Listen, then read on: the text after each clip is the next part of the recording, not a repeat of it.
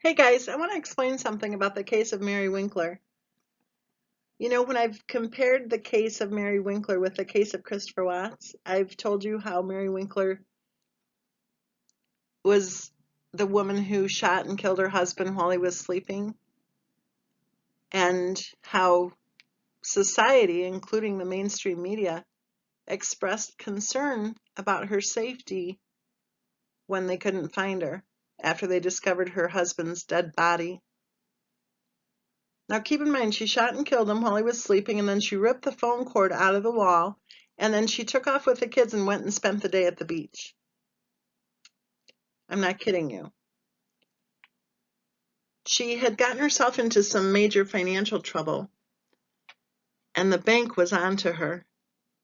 And she was supposed to go to the bank that morning with her husband, who was the wage earner in the family. He was a minister, by the way. She was supposed to tell her husband the trouble she was in, the financial trouble she had created for herself,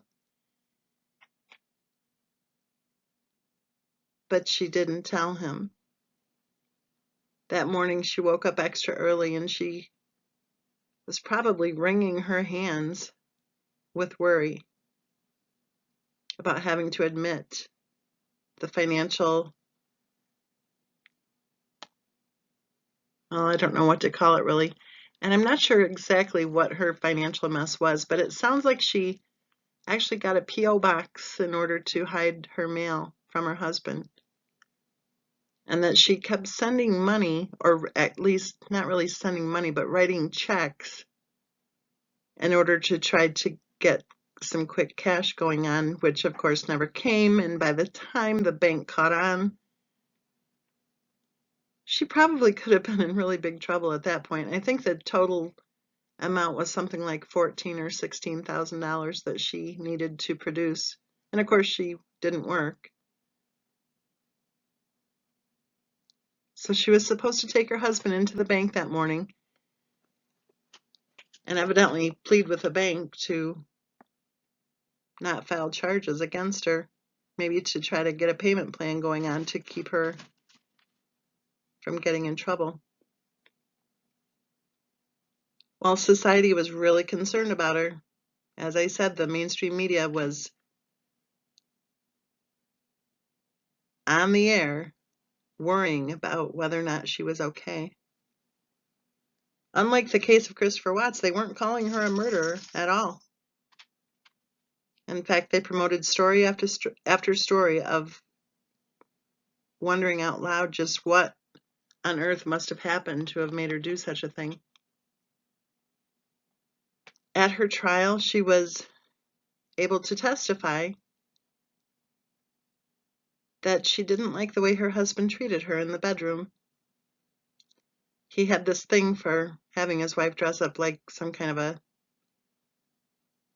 streetwalker with, the gaudy high heels and the flimsy negligees. And she didn't like it.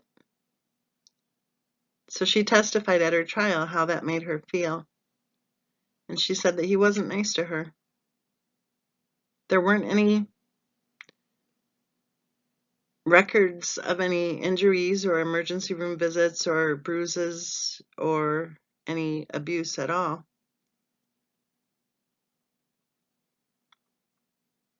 Before she killed her husband.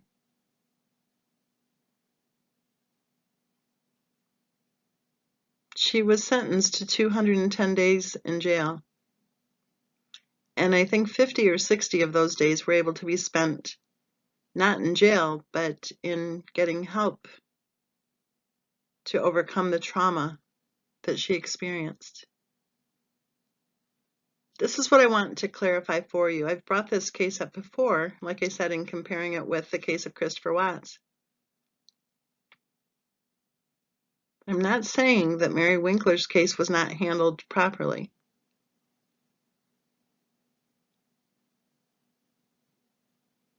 What I'm saying is that there seems to be a very wide gap between how cases like these are handled depending on the gender of the perpetrator.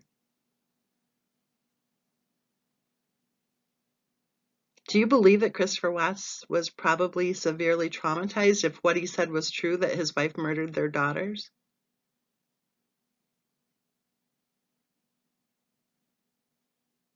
And think about Mary Winkler.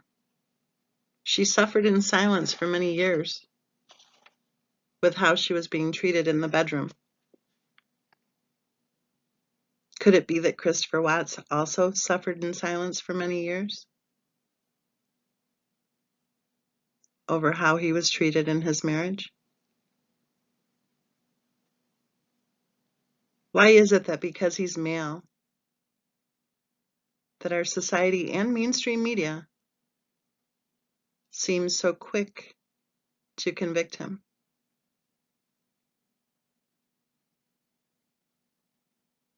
I think it's time for people to think about the possibility that Christopher Watts was a battered spouse. And I think it's very unfortunate that he did not have a trial,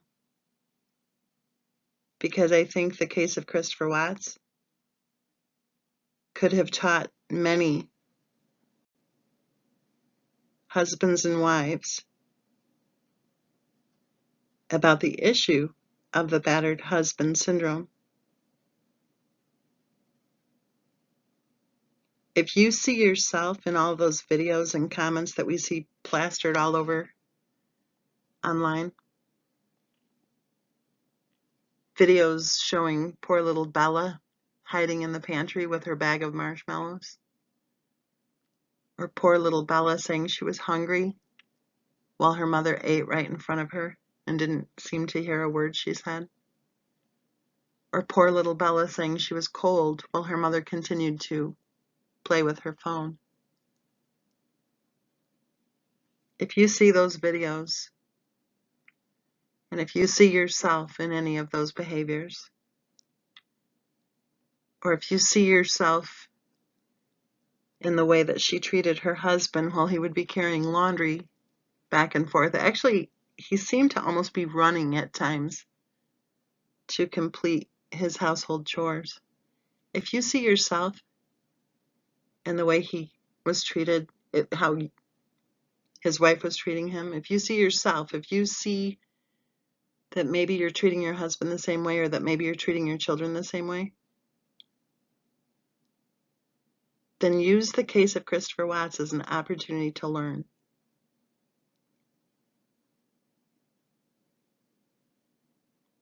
Talk to your husband about it. Maybe consider getting some counseling. Or maybe just consider getting off your phone and paying attention to your wife, or to your husband and your children. Because you can become the woman that your husband and your children deserve you to be. If your friends are all online, and if there are fewer and fewer of them each day, then think about that. Think about that connection. Learn from the case of Christopher Watts that spending your life online is not a good idea. If you have a problem with your husband, don't take it to Facebook.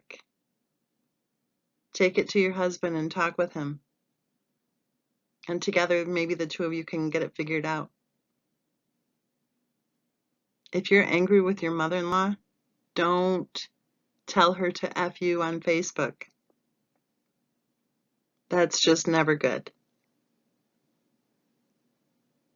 And if your children are hungry and cold, get off social media and feed them and make sure they're warm.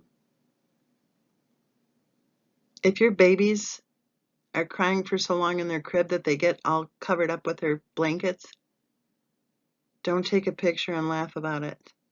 Uncover their little faces and make sure that they're okay. And if you find yourself running to the doctor over and over again, or excited about going to the emergency room, or so happy and relieved to find a doctor who will do surgery on your kids,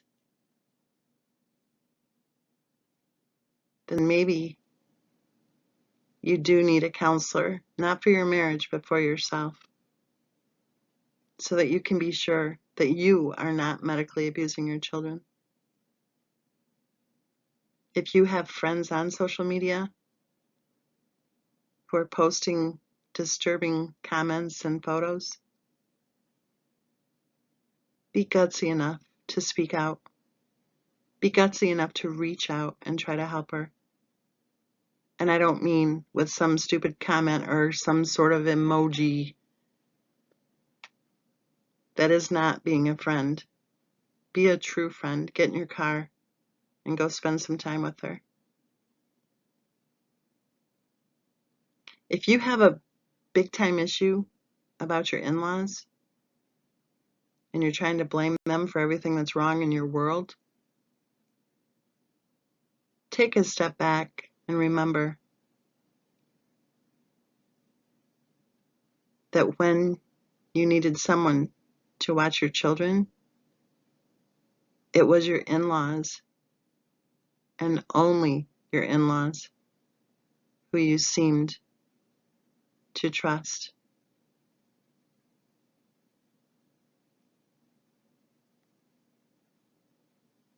The other lesson that I hope you learn from the case of Christopher Watts is that when people on social media are claiming to have 10,000 or 15,000 or 20,000 subs or group members, and then you look at their groups and you hear what they're saying and you think, oh wow, that many people really believe that. It must be true. I hope you can see through what's been going on and recognize that those subs and those group members are fakes, created to attempt to control the narrative of this case, evidently in order to keep the truth from ever becoming known